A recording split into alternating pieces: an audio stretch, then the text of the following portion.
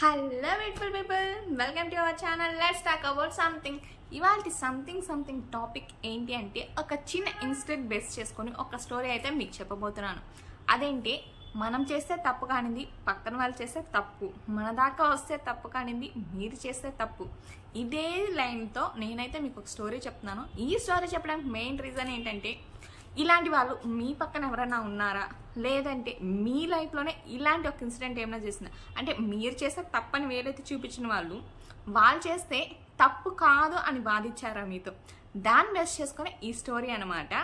So last వరకు చూసి మీ లైఫ్లో ఇలాంటి ఇన్సిడెంట్ కనుక జరుగుంటే కమెంట్ చేయండి, లేదు మీ పక్కన ఇలాంటి వాళ్ళు ఎవరైనా ఉంటే కనుక కమెంట్ చేయండి, నో ప్రాబ్లం.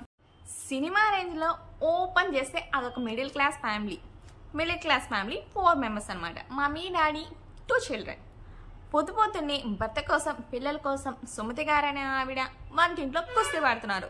రోజు మీద ఈ రోజు కొంచెం హడావిడి ఎక్కువగా చేసేస్తున్నారనమాట. ఎందుకంటే ఈ రోజు భర్తని, పిల్లల్ని కొంచెం తొందరగా బయటకి వెళ్ళి పంపించాలి, ఆవిడ వేరే పని మీద బయటికి వెళ్ళాలి కాబట్టి. పాప 10th స్టాండర్డ్, బాబు 8th స్టాండర్డ్.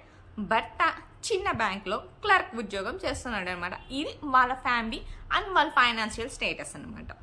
ఇంకా భర్తని, పిల్లల్ని తొందరగా వాళ్ళ పనులకు పంపించేసి వాళ్ళ ఫ్రెండ్ని తీసుకొని సుమతి గారు పూలు, పళ్ళు, తాంబూలం తీసుకొని 2 స్ట్రీట్స్ అవతల ఉన్న వాళ్ళ పాప ఫ్రెండ్ వాళ్ళ ఇంటికి వెళ్ళారు.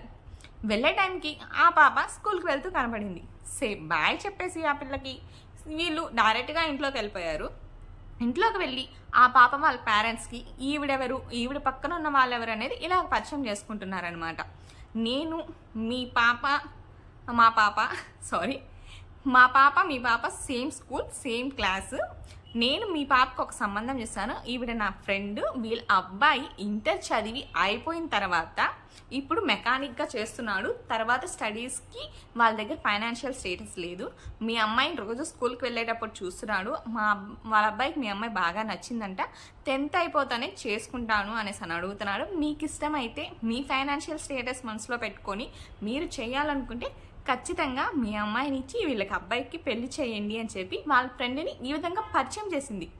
ఇక్కడ ట్విస్ట్ ఏంటంటే, ఇంతసేపు వీళ్ళు మాట్లాడే మాటలన్నీ లోపల కూర్చొని ఆ అమ్మాయి వాళ్ళ అన్నయ్య వింటున్నాడు అనమాట.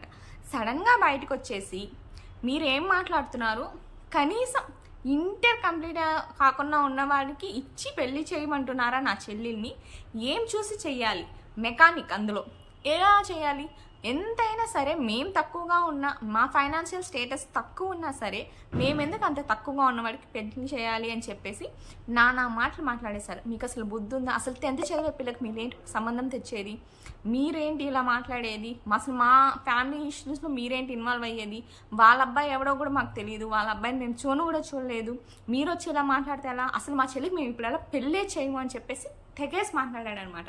లాస్ట్కి వాళ్ళని ఇలా మాట్లాడుతూ బయటికి తోసేసేదాకా వచ్చేసినాడు. ఇంకా అబ్బాయి వాళ్ళ పేరెంట్స్ సైలెంట్గా చూస్తూ ఉన్నారు, షాకింగ్గా అయిపోయి ఏంటిది అన్ఎక్స్పెక్టెడ్గా సంబంధం వచ్చింది, మీడేమంటే నోటుకు వచ్చినట్టు మాట్లాడుతున్నాడు, ముందు వెనక ఆలోచించుకున్నా అని చెప్పి వాళ్ళు షాకింగ్గా ఉన్నారు. ఈ షాక్లో ఉన్నా కానీ సుమతి గారు వెళ్ళి ఆ అబ్బాయికి చంపకు పెట్టి ఇట్లాగా ఒకటి పీకారనమాట. వాడు షాక్ అయిపోయాడు, మళ్ళీ ఏం మాట్లాడలేదు. మీరు నన్ను కొడుతున్నారేంటి అనేసి తిరిగి మాట్లాడారు, ఇంకొక పడింది. ఇలా సడన్గా ఫాస్ట్గా 4-5 దెబ్బలు పడే లోపల సైలెంట్ అయిపోయాడు. అప్పుడు సుమతి గారు ఇలా, ఏనాయనా నీ ఇంట్లో ఆడపిల్ల దాకా వచ్చే లోపల నీకు బాధ అనిపిస్తుందా, మా ఇంటి ఆడబిడ్డని నువ్వు వెనకాలబడి తిరిగేటప్పుడు నీకు అనిపించలేదా, నువ్వు కనీసం ఇంటర్ పాస్ అవ్వలేదు, నేను తెచ్చిన సంబంధం ఫైనాన్షియల్ స్టేటస్ తక్కువ ఉన్న ఆ అబ్బాయి బుద్ధిగా మెకానిక్ పని చేసుకొని నెలకి ఇంత అని చెప్పి వాళ్ళ అమ్మకి సాయం చేస్తున్నాడు, నువ్వేం చేస్తున్నావు, ఇంటర్ చదవలేదు, ఫెయిల్ అయిపోయావు, కనీసం అట్టైనా బాధ్యతగా తిరుగుతున్నావా అంటే అది లేదు. ఫ్రెండ్స్, షికార్లు, మందు, బీడి అని చెప్పి నానా దరిద్రపు అలవాట్లు ఉన్నాయి. ఇది ఏవి చాలవన్నట్టు అమ్మాయిల వెనకాల పోకరీగా తిరగడం ఇదొక అలవాటు. ఇన్ని చేస్తున్నా నువ్వు నా కూతురు వెనకాల పడుతున్నావే, అది నీకు సబబేనా అనేసి అడిగేది. ఈ మాటకి అక్కడందరూ షాక్ అయిపోయారు, ఆ అబ్బాయితో సహా. మీ అమ్మాయి వెనకాల నేను పడడం ఏంటి అనేసి ఆ అబ్బాయి రివర్స్ అడిగాడు అనమాట. మా అమ్మాయి నీ గురించి చెప్పింది, రోజు తన స్కూల్ నుంచి వచ్చేటప్పుడు నువ్వు వెళ్ళి వెనకాల పడుతున్నావంట, వెకిలిగా మాట్లాడుతున్నావంట, లేచిపోయిరా నేను పెళ్లి చేసుకుంటాను, నేను సాక్కుంటాను అనేసి డైలాగులన్నీ చెప్తున్నావంట అనేసి ఈవిడ చెప్తున్నారు. నేను అలా అనలేదు, అలా అని బుకాయిస్తాడనమాట. కాకపోతే ఆవిడ చెప్పేది మొత్తం కూడా అక్కడ వేరే ఫ్రెండ్ వింటూ ఉన్నారు. ఐ మీన్ అబ్బాయి వాళ్ళ ఫ్రెండ్, వాడికి తెలుసు. వాడిని పిలుచుకొని వచ్చి అవును అని చెప్పి వాళ్ళ పేరెంట్స్కి నిరూపిస్తుంది ఆమెనొచ్చి. ఇదంతా నేను మీ దగ్గర చెప్పాల్సిన అవసరం నాకు లేదు. కాకపోతే ఏ ఆడపిల్ల అయినా ఆడపిల్ల అండి, ఇలా పోకిరి వేషాలు వేస్తూ తిరుగుతూ ఉంటే ఏదైనా సరే నా కూతురు నాకు చెప్పుకోలేక బాధపడుతుంది. నేను ఒకరోజు గట్టిగా నిలదీయడం వల్ల నా కూతురు నాకు చెప్పింది ఈ విషయం అని చెప్పి వాళ్ళ పేరెంట్స్కి చెప్తుంది.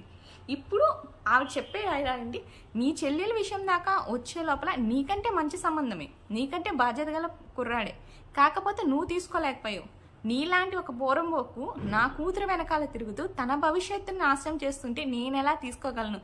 ఏమి నీ విషయంకి వచ్చే లోపల తప్పు మా విషయంలో ఒప్పైపోయిందా? నా కూతురుని పోషిస్తాను అంటున్నావు, ఏం పెట్టి పోషిస్తావని తిరిగి రివర్స్ అడిగేస్తుంది అనమాట. దాంతో ఆ అబ్బాయి ఏం చెప్పాలో అర్థం కాక తలదించుకొని ఉండిపోతాడు. చూడండి, ఆ అబ్బాయి చెల్లెల విషయంలో చాలా పర్ఫెక్ట్గా ఉన్నాడు. నా చెల్లికి చదువు కావాలి, మంచి సంబంధం రావాలి. కానీ ఆ అబ్బాయి పర్ఫెక్ట్గా ఉంటున్నాడా? ఆ అబ్బాయి వేరే వాళ్ళ వెనకాల పడుతున్నప్పుడు ఆ అబ్బాయి కూడా పర్ఫెక్ట్గా ఉండాలి కదా. నేను బాధ్యతగా ఉండాలి, నా లైఫ్లోకి వచ్చే వాళ్ళని బాగా చూసుకోవాలని ఆ అబ్బాయికి కూడా ఉండాలి కదా. ఇదంతా విన్న తర్వాత ఆ అబ్బాయి పేరెంట్స్ అయితే చాలా షేమ్ ఫీల్ అయిపోయారు. ఆ అబ్బాయిని కొట్టినారా తిట్టినారా అనేది సెకండరీ. వాళ్ళకి అక్కడ పరువు పోయింది వాళ్ళ అబ్బాయి వల్ల. వాళ్ళు ఎలా తీసుకోగలరు, ఎలా రిసీవ్ చేసుకోగలరు? ఇలాంటి వ్యక్తిత్వం, ఇలాంటి మనస్తత్వం ఉన్న వాళ్ళు మన చుట్టుపక్కల చాలామంది ఉంటారు. నేను ఈ స్టోరీ చెప్పడానికి కారణం ఏంటంటే ఇలాంటి వాళ్ళు మీ పక్కన కూడా ఉన్నారేమో ఒక్కసారి చెక్ చేసుకోండి. వాళ్ళకు మీరు సమాధానం చెప్పాలా అంటే అది మీ ఇష్టం, సమాధానం చెప్పకూడదు అంటే కూడా మీ ఇష్టం. ఎందుకంటే ఇలాంటి వాళ్ళు ప్రతి చోట ఉంటారు. జస్ట్ లీవ్ ఇట్ అని మాత్రం నేను చెప్పగలను, జస్ట్ నోట్తోనే. సో నేను ఒక స్టోరీ లైన్ని ఇలా చెప్పాను అనమాట. ఇది బేసిక్గా ఒక ఇన్సిడెంట్ బేస్ చేసుకొని చెప్పాను ఈ స్టోరీని. ఈ స్టోరీ కనుక మీకు నచ్చితే కనుక లైక్ చేయండి, షేర్ చేయండి, కమెంట్ చేయండి. అండ్ వీడియోని ఇంతవరకు చూస్తే సబ్స్క్రైబ్ చేయడం మాత్రం మర్చిపోకండి. Bye bye.